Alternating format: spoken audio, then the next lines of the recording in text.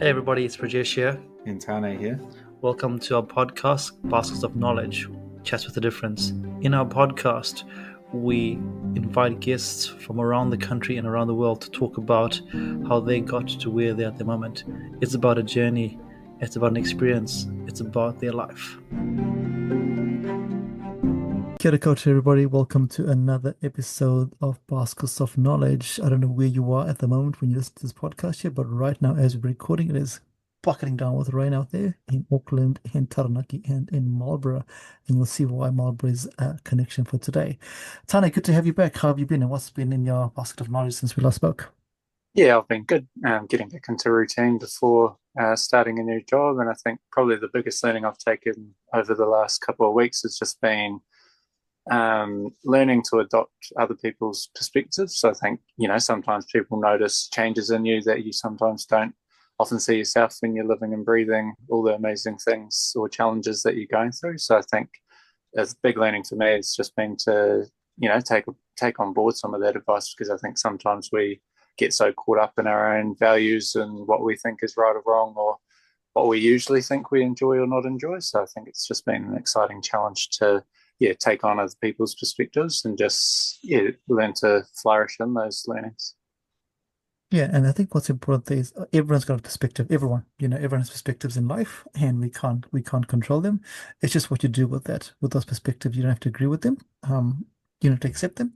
I just remember I read somewhere that a fact is not an opinion, and I can also choose an opinion of not believing your opinion, and that's fine. So it's a bit of a tongue twister there, so it's pretty awesome.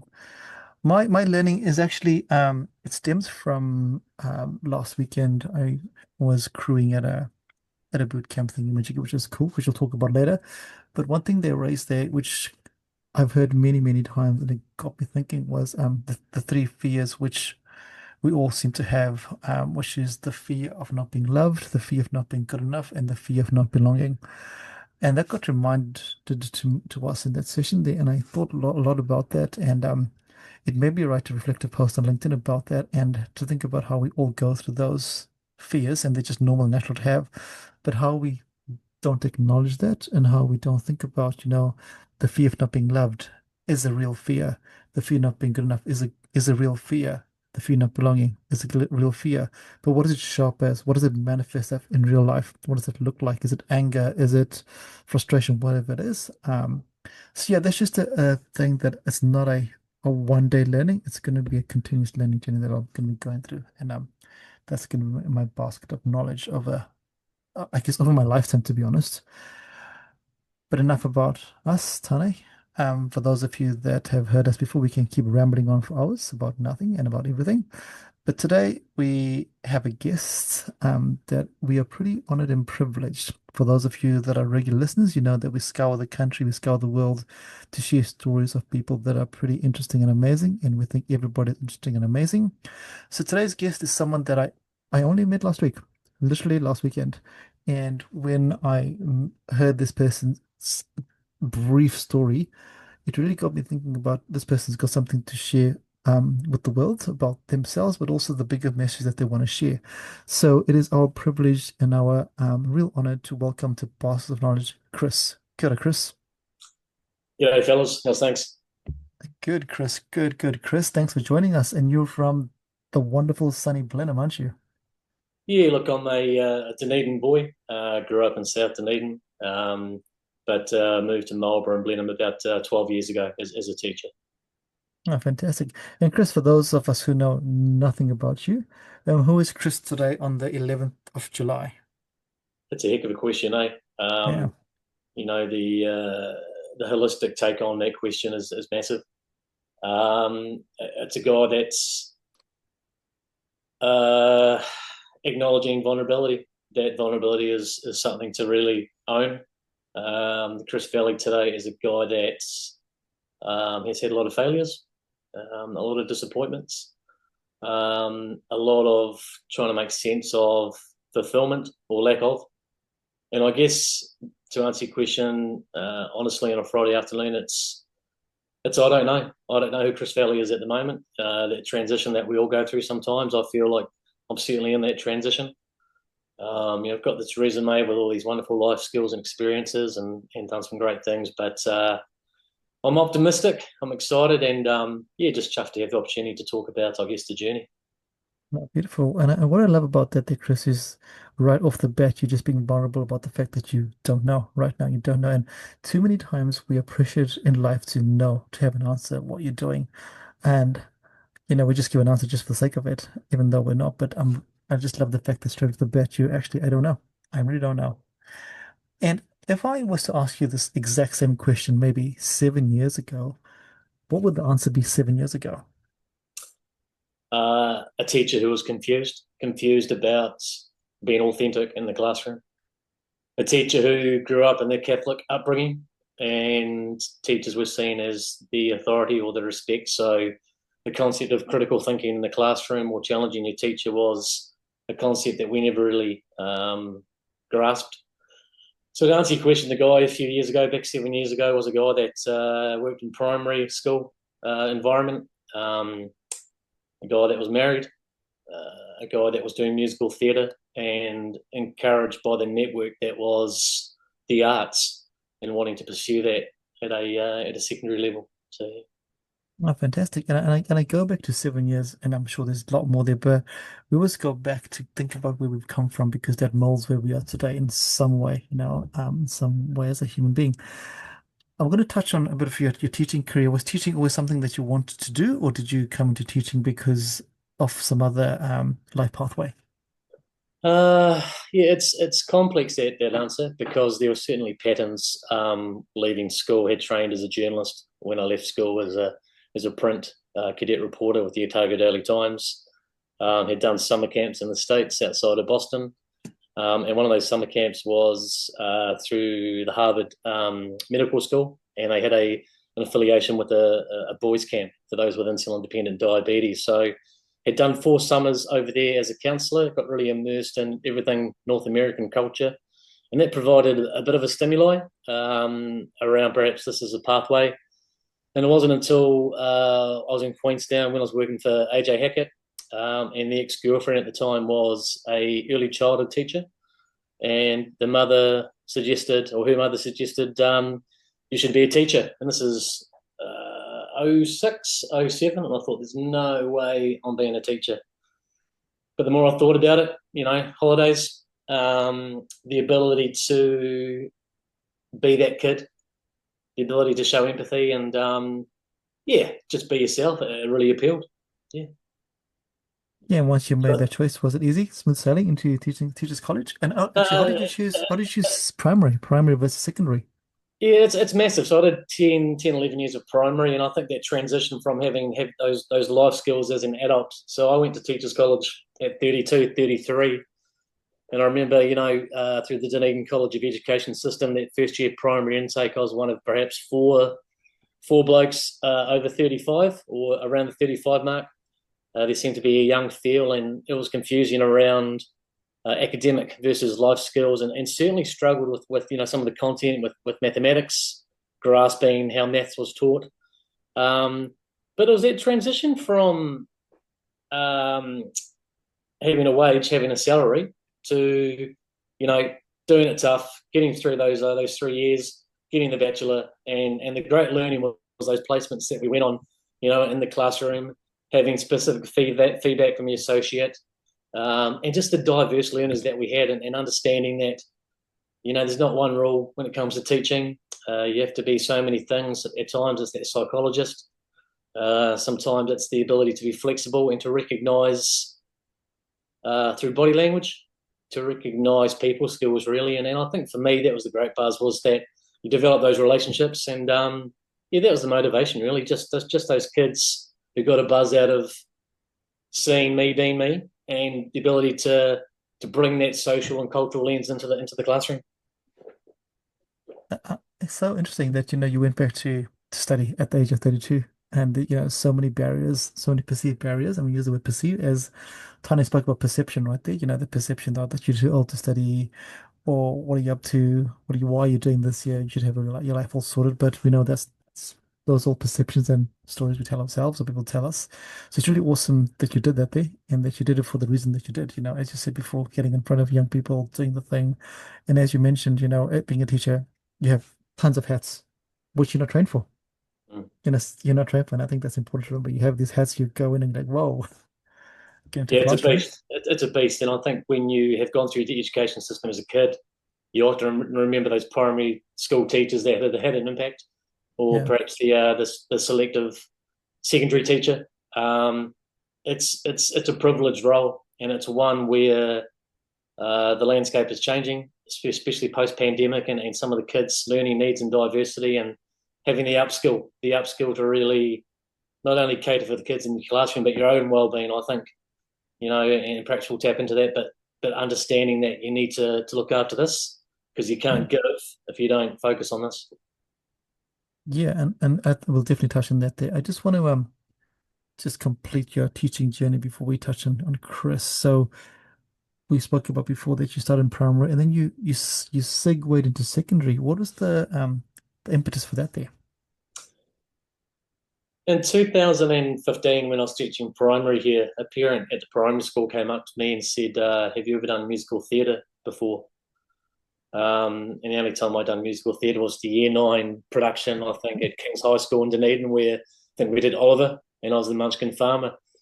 As a rugby head, it wasn't really something I really thought about. But the show they had at the time really appealed. It was actually the Full Monty. Oh, So wow. it was a hell Yeah. of an introduction to the community, getting one's kid off and being part of that. But the stimuli around like-minded individuals was pretty appealing.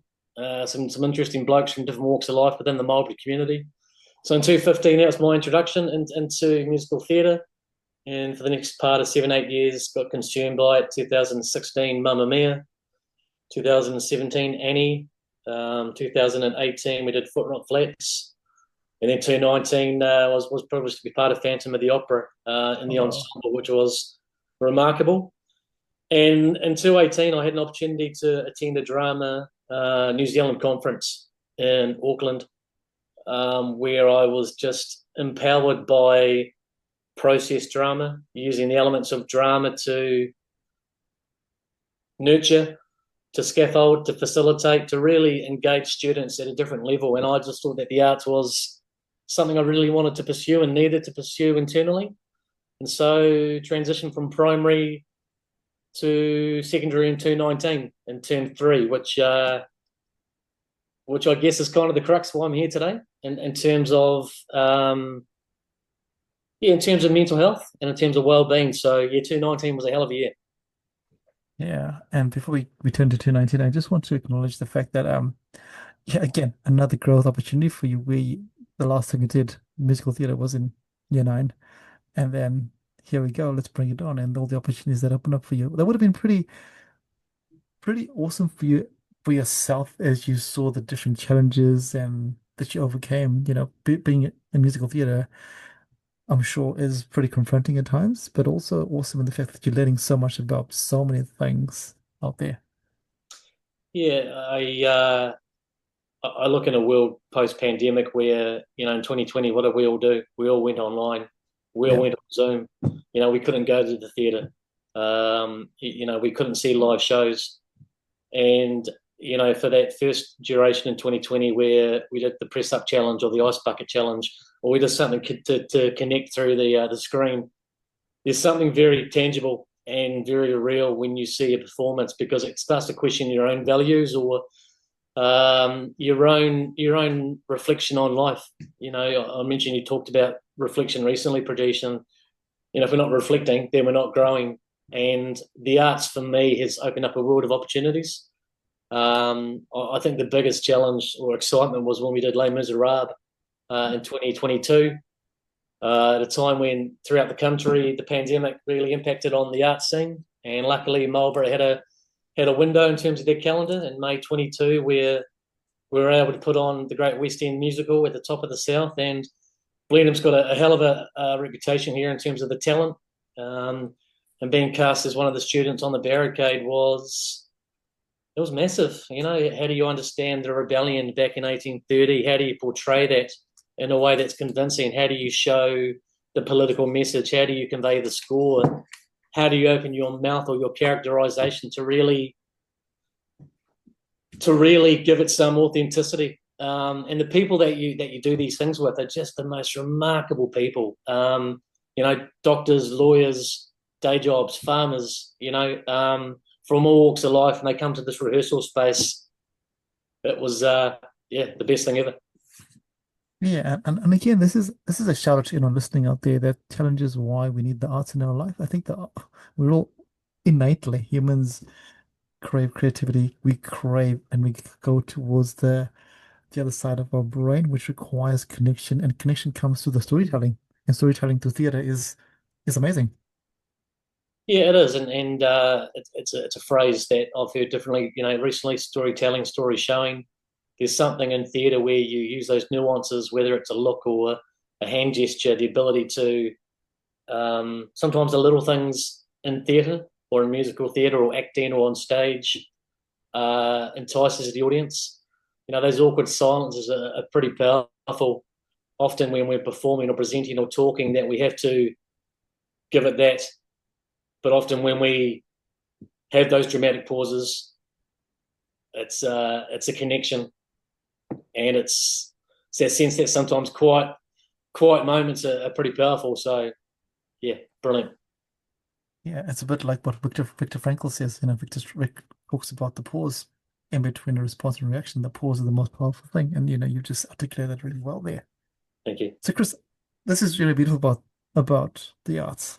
But when you spoke last week, one of the things that really, when I was watching and listening to you, was there were a couple of phrases that you used, and the big phrase that came through was well-being and mental health. And let's touch on that because again, today you mentioned the fact that 2019 was really big when your mental health really came to the play.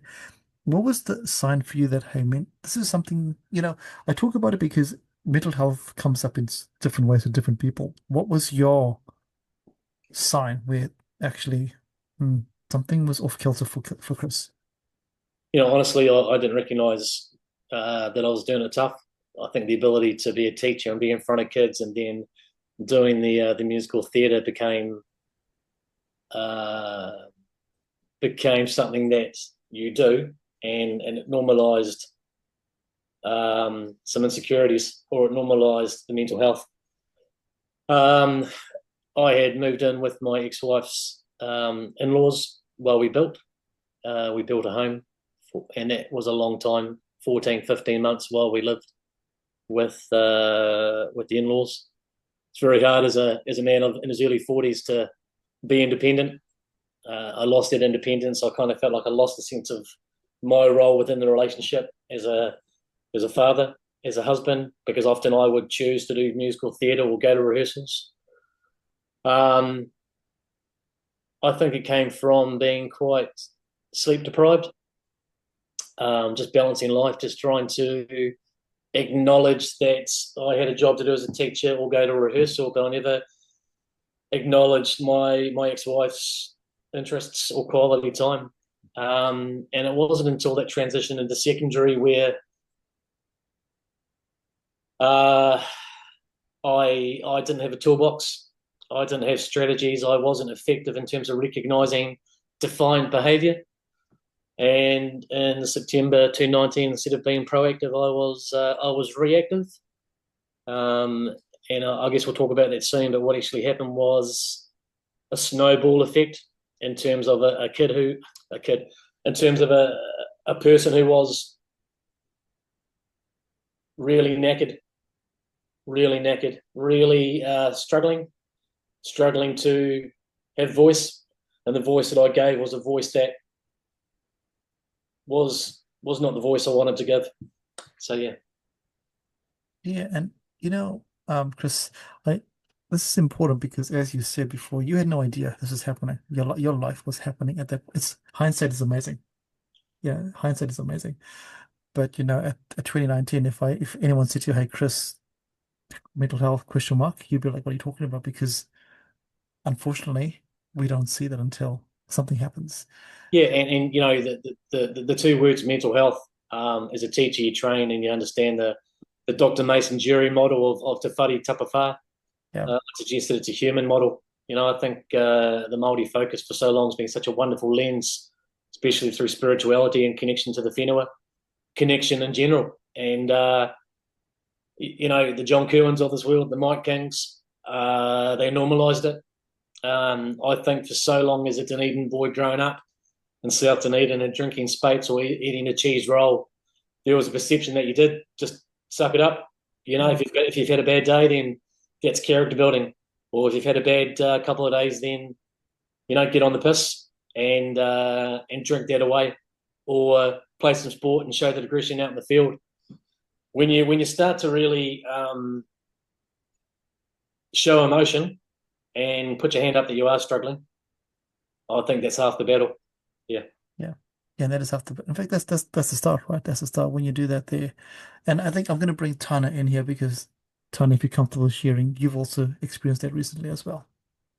Yeah, I think it's been insightful for me, particularly I think, because I was such an outgoing person, and I think, a lot of the times, I think there were times where I differently acknowledged or knew there was something going on in the background, but I either chose to ignore it or felt, obliged that I was doing enough because I was surrounded by other people and going out and doing that, and that was enough.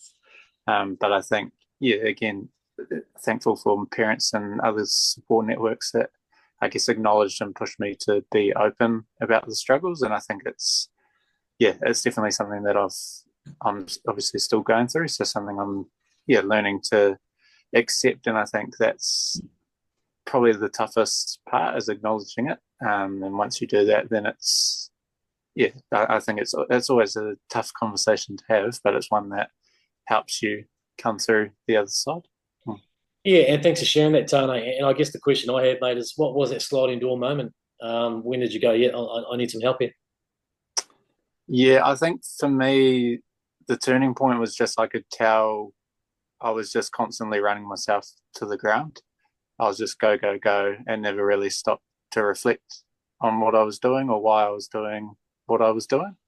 And so, it just got to a point where I couldn't hold all the plates up. I couldn't continue to do all the things that I was doing. When I went on holiday with my mum in February, we probably acknowledged that there was something there that just wasn't quite right. I wasn't quite making sense in terms of, day to day what I was doing and what I was trying to achieve. So I think there were a few things that had gone at once, and just not taking care of myself, I think, was probably the biggest telltale. So there are a few crucial moments there that helped me acknowledge it. Yeah.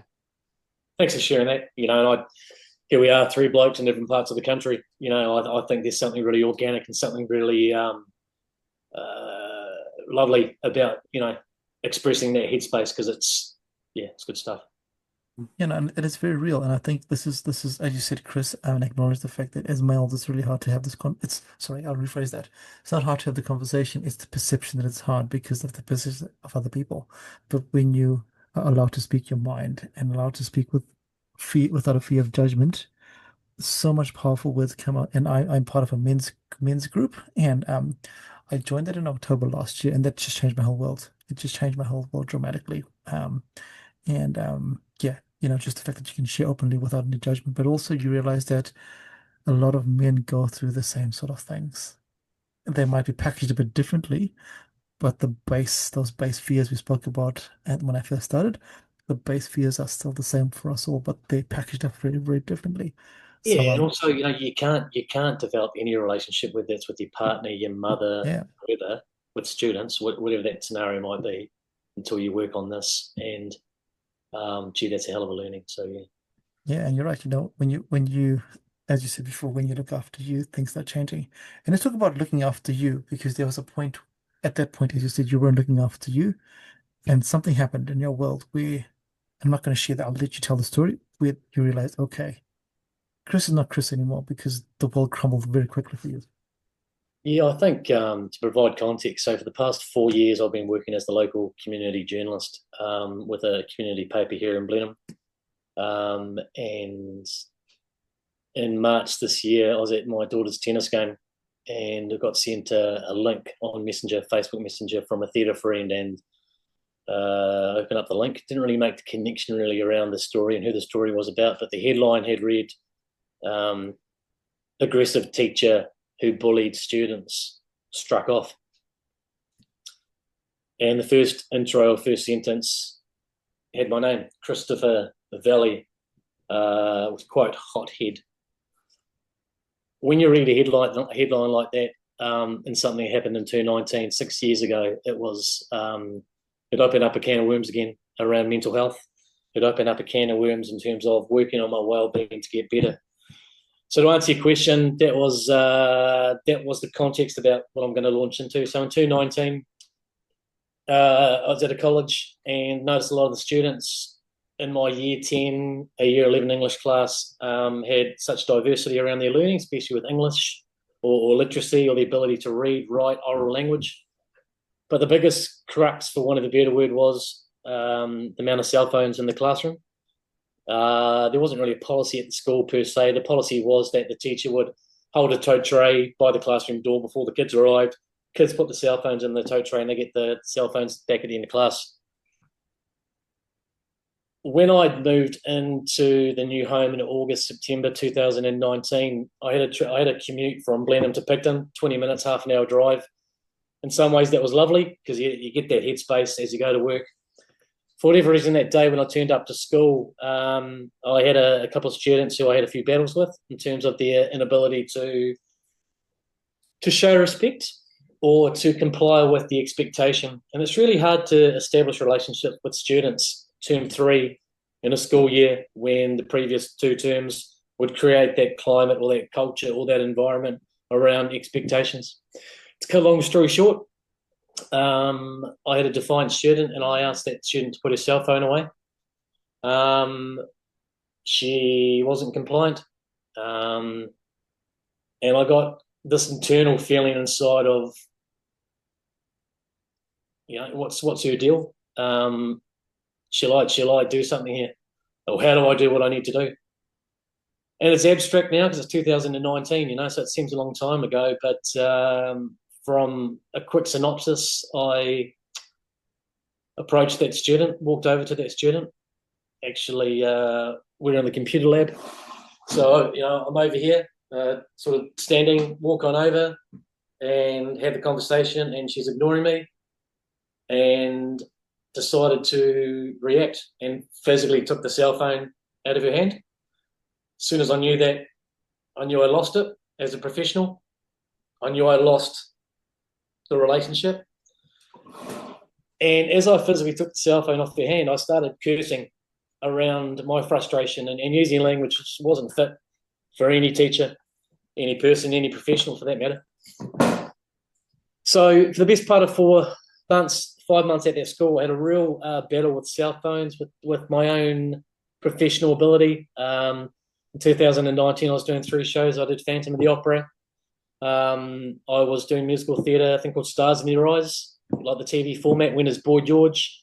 And then in the last part of the year, I did Blackadder, the TV show, Winners Flash Heart. So there was a lot happening outside of school.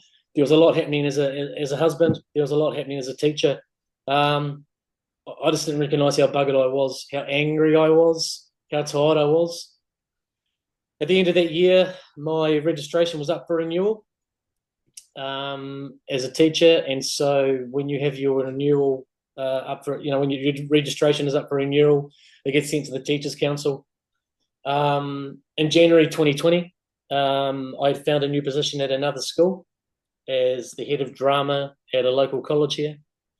And I got an email saying from the Teachers Council, a letter, that I was under investigation from the Teachers Council, and I had a legal obligation to inform the college that I was under investigation. I chose not to do that. In January, February, that same time period, my marriage had broken up, and that stability that I had with my ex-wife for the past 10, 12 years was no longer there, and my 5-year-old daughter. So it was a beast, personally and professionally, but that's where things are at, yeah. Oh, thank you for sharing, and thank you for the context as well. Because as we've always spoken about, there's always a story behind the story. And as you shared before, your story at the tennis match of the link came from a different story, but that story is linked to what's happening in your world, and which we forget about. We don't see. No one sees that, and it's only in hindsight that you see that. And as you were navigating that, you're under investigation and legal obligation. Did you stop working? Did you carry on working, or what happened at that stage in your life? So in 2020, I was employed as the head of drama, having done, the arts and some musical theatre. I think they saw that I was a fit. In hindsight, I wish they did their due diligence because I was struggling to understand the curriculum, struggling to understand how to teach a practical subject during the pandemic. I remember in Yeah, March 2020, we had 7 weeks, all of us at home, when the old COVID outbreak came, and we were looking at Jacinda and Ashley, and so from March till May for 7 weeks, not only was I adjusting to life as a teacher through a pandemic, teaching a practical subject, but my marriage had broken up, and so we'd built, and then I moved into a new home. I had to buy a new home, which was just the weirdest time ever. So in April 2020, where they talked about staying in your bubble, I had to leave my bubble and buy a new home, which was the weirdest time ever, having spent 2-3 years saving through a new build. So to answer your question, the investigation was something that I thought would just be an email and a she'll be right mentality. As it yeah, turned out, 8-9 months lapsed in 2020. In August, September, the college got an email saying, has one of your teachers informed you guys that he was under investigation? Um, that was my mental health. It was also through naivety, but I didn't acknowledge the seriousness of the word investigation because I thought that I was doing the right thing by taking a cell phone off a student and setting up that expectation. Um, so it was a time of who the hell am I? Ironically, there's a line in Mamma Mia. I played the part of Bill, one of the dads, and the line says when he goes to Sophie's marriage or wedding the daughter, and he goes, I don't know who I am, I don't know where I am. And in 2020, I never felt more lost around what the hell's happened to my life. A failed marriage. I was failing as a teacher. And so in 21, they appointed a new principal. He came down from the North Island. He was a Māori teacher, really brought into his kaupapa, really brought into his connection around pepeha, mihi as a staff and really slowing things down. Brought him into my drama space, felt really acknowledged by the work that I was doing. But in July 21, I was asked to sign what's called discretionary leave or an undertaking not to teach. And the Teachers Council investigators went back into that college 2 years after the incident and interviewed students to get affidavits or their take on what had happened 2 years earlier, which was in many ways farcical. How's that process fair? How is that process equitable? And so I did. I took leave, and in July 21, it was uncharted territory. I didn't really know what I was doing. I was on full pay. As it turned out, I ended up getting a position as a local journo at the newspaper. After 3 months, they let me go because they had heard rumours that I was on leave from the boys' college. They never said that. The manager who met with me shook my hand and he said, we're going to let you go because your 3-month contract is up. It was around this time that Les Miserables was starting and I had auditioned for that. And I approached the other local newspaper to do a column around that rehearsal process. And then towards the end of 21, got employed as the editor/journalist with the Blenheim Sun newspaper, which was every definition of making me feel valued and acknowledged. So to make a quick synopsis, I was on investigation or under investigation for 30 months. 30 months. In January 24, I went to the Foo Fighters concert with my partner in Christchurch, coming back in the car, and I checked my email, and my spam was an email from the Teachers Council to say that I was no longer fit to be a teacher, that they thought there was a pattern of inappropriate language which happened at boys' college, at the school I went to in 2020. I was, again, in a really bad headspace, wasn't being proactive, reacted to really defiant students, and thought I was going to change the world. So there was that pattern. I did swear at students. I did physically take the cell phone off the student. But when I look back on that why, boys, and the how, if me taking a cell phone off a student and swearing at those students made me unprofessional, I guess the question is, how does the primary school teacher who had taught for 10, 11 years, how does he become aggressive overnight? And so when that story came out in March this year, I understood that there was going to be no name suppression, that the name would have gone public. Very difficult in a place like Marlborough, very different in a place or any small community where, you want to hold your a wee bit of discretion and a wee bit of privacy. But I've never been more proud of that story, because that story is my wellness. And having connected with a group of people recently around telling my story, after that journalist wrote my story with that headline, it's now time to tell my story. And I've just written a book, and that book has been cathartic. And it's around failures. I think through failure is growth. I miss teaching. I lost my identity. But I've never been more proud to see what the next chapter is. And also, I guess now I'm 25 going, look, I'm buggered. I need time out. I need to escape. I'm 48. I came here to teach. I came here to be married. And my two greatest vocations or stability was squashed overnight because of my choices. Thank you for sharing, Chris. So much in there, but so much just honesty. As you spoke there, just your truth has just come through really, really clear. But also the acknowledgement that at the end, as you said, these were choices that you made based on the situation that you were in. I think that's important to remember. We make choices based on the situation that we're in. And sometimes in that situation, we have no control of it because, as you said before, and as many people that are undergoing through various mental health states, you have no idea. You are doing things just because at that point in time it is normal in your world. And use the word normal inverted commas because you don't know any different. And it's only when the story broke for you, you've taken it and used it as fuel, as opposed to Yeah, and there's no irony lost there. Yeah. In 21, I spoke to a local farmer. Sure, he won't mind me naming him, but a guy called Doug Avery, who brought out a book a few years ago called The Resilient Farmer. And his story is around mental health and having that sense of failure to the land because the drought here in Marlborough for a number of years really impacted on his output, his productivity.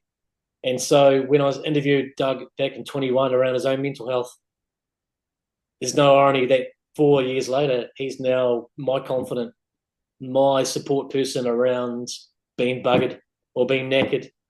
Or, a guy down home, Matt Chisholm, a guy that a TVNZ journo who's brought out some books around acknowledging you're doing it pretty shit. There's something really relatable about that when you talk about it, but more importantly, when you start to action it, and that's something that I'm really excited about. I've got a wonderful partner now. I've got a wonderful daughter who's at intermediate, is on her cell phone, so lots of honest conversations around that in terms of what Dad did back in 2019. And I guess, that's why I've done this book and trying to find alternatives to people that have gone through mental health and saying, what, here's what I reckon. So, yeah. Yeah, let's go to the book there. Let's talk about that book there because it's something that I know you're really passionate about because it's your story. It's written by you for you, not for you, but maybe even for you, written by you for you, but to share with other people. Tell us about the book, Chris.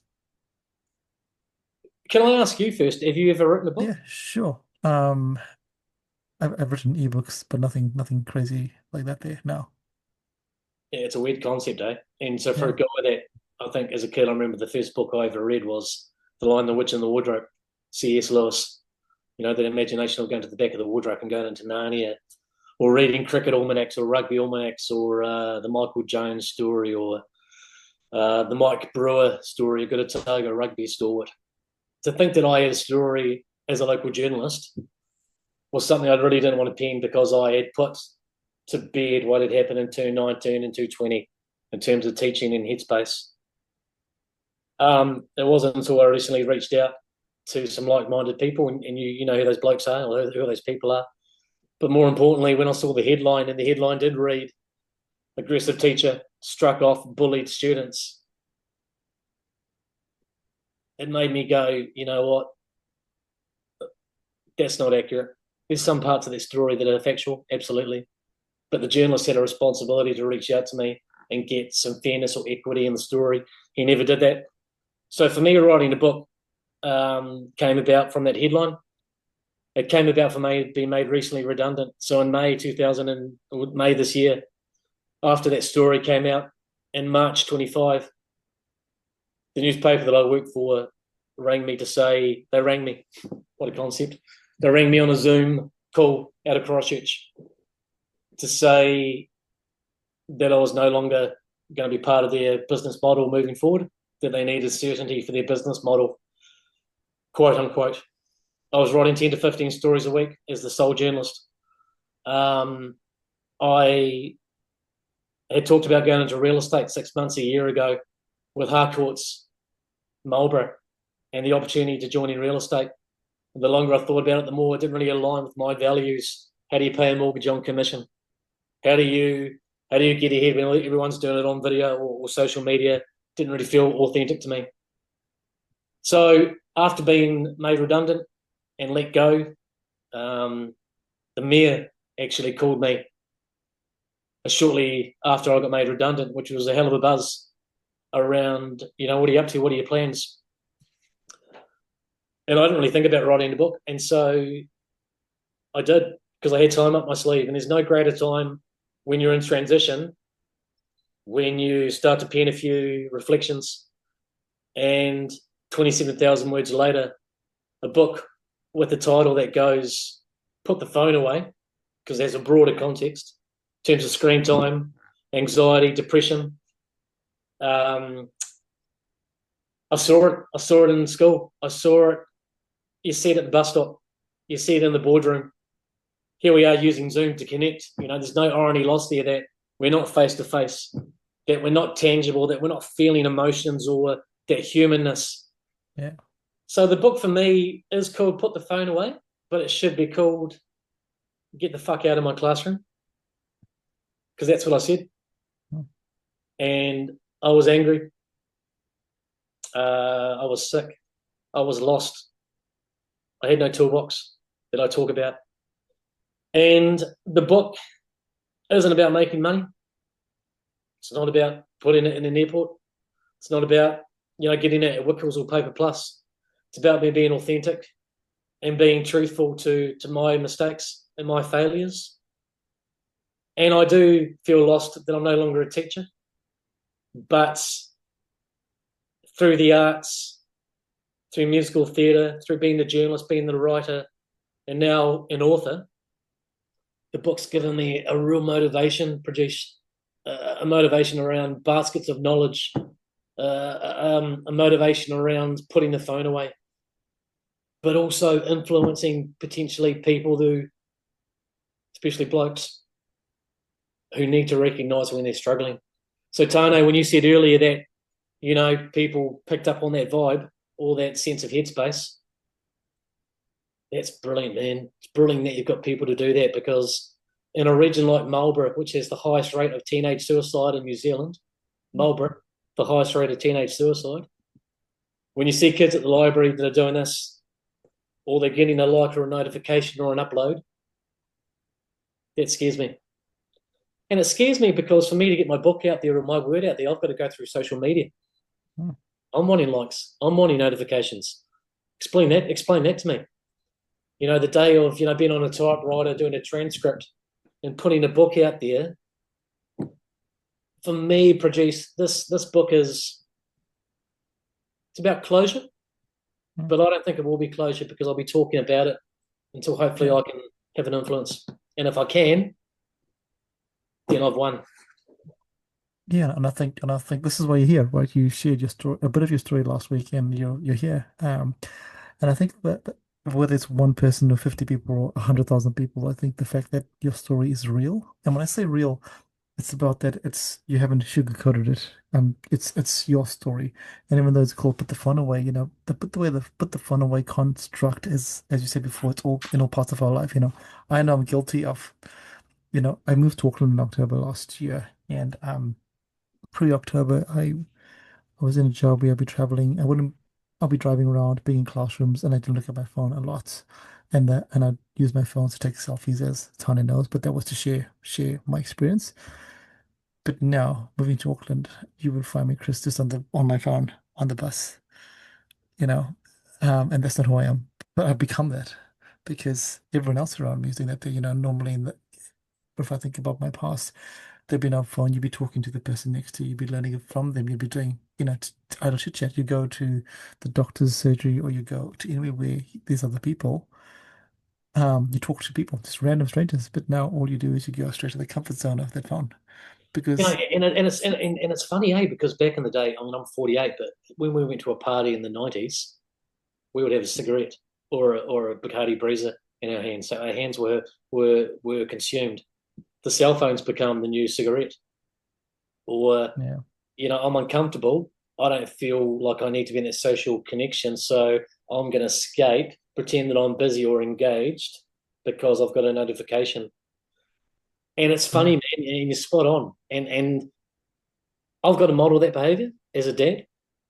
yeah, There's a bloke called Rob Hope, Rob Hope, who's done an online research around screen time and the pitfalls of Roblox and the pitfalls of Snapchat. Scary, man. The yeah, internet's a wonderful place, but by golly, there's some troubled people out there, and you want to give our kids the opportunity to learn, to be inquisitive, to find out through the internet, but you want them to be safe. You want them to yeah, have open dialogue with their parents around, I've just seen this word, what does it mean? And so yeah. language has impact, communication has impact. And so if we're not communicating and we're doing that as you talk about, we're getting to being human. So yeah. Yeah, it's totally. And Tony, I'm going to bring in because for Chris and myself, cell phone technology came into our worlds because we weren't it wasn't there. But in your worlds, cell phone technology has always been there. And as you hear this and think about it from your perspective, I'd love your thoughts as well. Yeah, I think it's definitely an interesting thought to have around technology and how we use it. And I think it's always been something that I've challenged myself with as well. I think it's, yeah, as you say, it's so easily accessible. There's so many different means of communication, and I think probably something that made me realize around it was my little sister and the use of technology. She's 9 years younger than me, so that really, yeah, showed me some insight into yeah, how there are different factors in social media that can be, it can be a good means, especially, I guess, for me when I was down in university, to still have that ability to connect with my sister while I was away from home, but also the challenges or the dangers of her seeing me on different platforms and going, oh, well, he does it, so I can do it. And that also created different conversations around, yeah, how good is social media and to what context should we be using it and having it in our day-to-day lives. Yeah, Yeah, thanks for sharing that. And just to interrupt, I mean, I remember seeing in class that when I went to secondary, the ability to put your hand up and contribute orally through that peer pressure became awkward. That kids didn't want to put their hand up because they made it look like a dick, or giving an answer to a teacher that seemed not cool. Um, so yeah, frightening. and I want to add to that, Chris, because in my last role, I was working with the school in Christchurch, and they did a survey of all the students, and they said to the students, "Hey, what is your biggest fear when you're at school? What is the number one fear that you have at school?" And the answer, Chris and Tane, whether you believe it or not, the number one fear at the school was, "I'm afraid that someone is going to take a picture of me and post it somewhere." Mm. Number one Oh, fear. hands down, hands down. And so the notification or the verification around, taking a photo and getting a like. and you talk about people that talk online and say, I've got friends online. What's the definition of a friend? Yeah.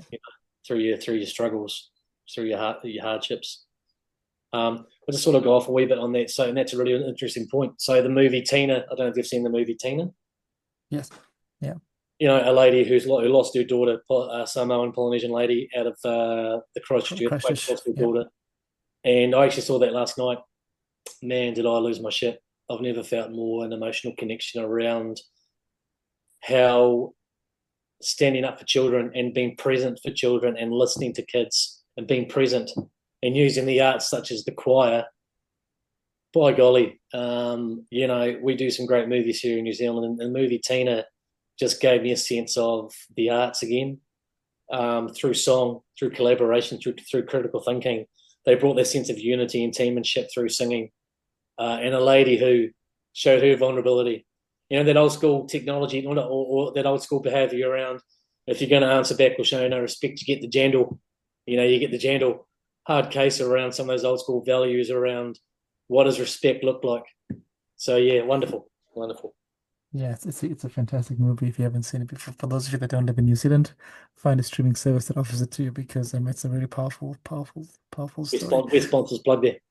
Yeah, but also the other thing is I also want to balance the conversation by saying technology is a tool. It is fantastic. This is allowing us to have this conversation. It's just how do we navigate the conversation or the use of the technology? We have had tools all our lives with TVs and cars, and the technology comes. But I think what's happening now is it's getting blurred between professional, personal, individualistic, groupthink. Things that we've never had to worry about before are now becoming very, very real. As you said before, Chris, it's in a classroom, it's not an individual now. That individual is now doing groupthink because who knows, they might have this self and not because everyone else thinks it's cool. So it's groupthink. But we have no idea. It might be just because I group individual think because I'm not involved, so therefore I'll just hide myself in. So it's all about how do we use the tool in a way that is forward momentum as opposed to pulling us back or changing the way we think about things. And I think that's really powerful. They're here to stay, and they're probably going to get more and more scary with AI and agentic, all that crazy technology. So how do we, whether you're a teacher, a police officer, whatever your role is, a young person is, how do you navigate that? And I'm sure in your book, Chris, you talk about some of the failures, but also some of the learnings as well. Yeah, and I think for any individual, if you action those learnings, then you've shown growth. I still don't know what that looks like. I'm excited to get this book out there. Excited actually just to start a new chapter. Do I continue to be that writer or that guy that communicates?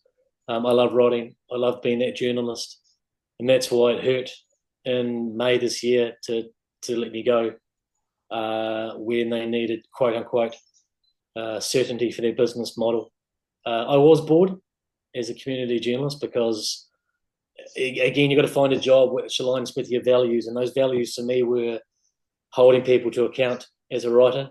So when you approach, businesses or the district council and they're not transparent around a question, or you get a press release from their communications person, that's not what I trained in as a journalist. The way that journalism is landscaped in New Zealand is frightening. People have a negative connotation towards the media now because there is no honesty and there's no transparency. And in a world where we get confused by on screen and the lack of quality time, we've got to be personable and we've got to be honest. Brilliant, fantastic, Chris. We've been talking for almost an hour now, and we can keep going on and on and on, but I'm mindful of time. Is there any last few words before I ask you my last question that you'd like to share before we close off this podcast? Just thankful for the opportunity. That the concept of having this narrative is about reaching out and connecting. For so long, John Kerwin, Mike King were those blokes who put mental health in the conversation. I now want to be part of that conversation around a bloke that grew up in Dunedin, came to Marlborough to be a teacher, and my failures. And through my failures, it's okay to fail. There's an acronym for FAIL, and that acronym is first attempt in learning. Yeah. Well, I've made lots of mistakes and lots of failures. So with that, hopefully some growth. And if that can have an impact on some other one, somebody else, that's got to be positive.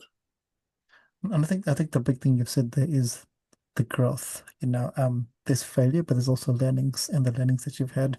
We talk about first attempts. Everything in life is a first attempt. If we reframe everything we do in life is a first attempt, and this is something when I do in my coaching roles, I tell my clients, we always talk about the first step, and I just remind them every single step is a first step. And when we think about the world in that phrase, we go, actually, that's okay. I can take that first step and I can stumble, but am I going to take the next step or repeat that same step again? And that's where the learning happens. So I can't wait to see when your book goes out, and sign me up, because I'm sure myself and Tana will be eager to read that, and share our thoughts on that there as well. I appreciate that, and it's great to hear Tane's story and your story, and 3 blokes, different parts of the country, having a chat on a Friday night. It's good stuff. Oh, beautiful. And Chris, last question for you is, our podcast is called Baskets of Knowledge, and every week we invite our guests to share a piece of knowledge to put into our basket, our kete. You've shared lots today, but is there any piece of knowledge that you would like myself, Tana, and our listeners to think about from any part of your life that you go, hey, this piece of knowledge might be helpful with the way you live your life?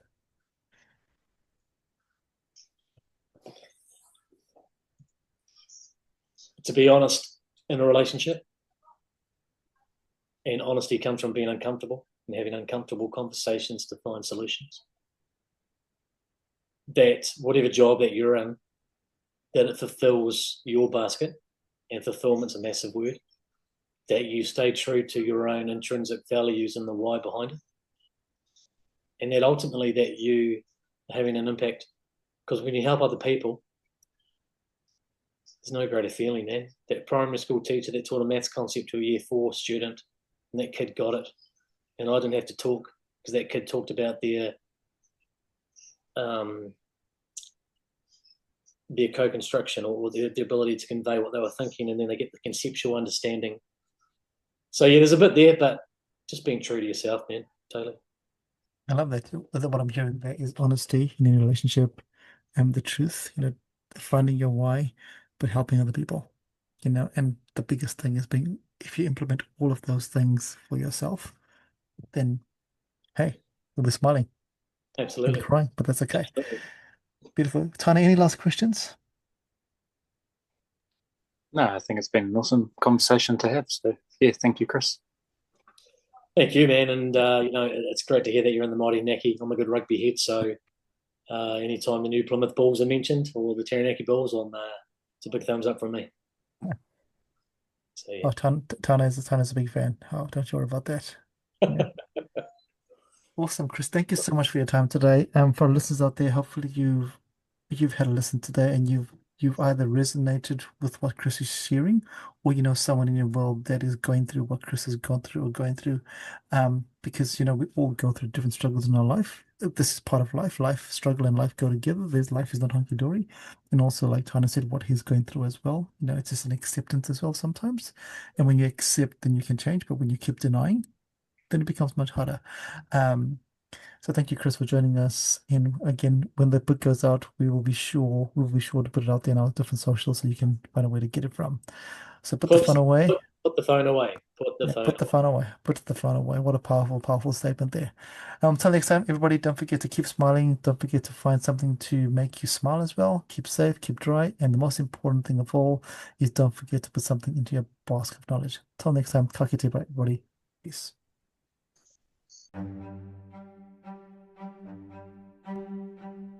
Thank you for listening to Baskets of Knowledge. Yeah, we hope that you found something useful to put into your basket of knowledge. And as we said before, remember to put something little into your baskets of knowledge every week. And as always, feel free to like, comment, and share this podcast. Thanks, everybody. Bye.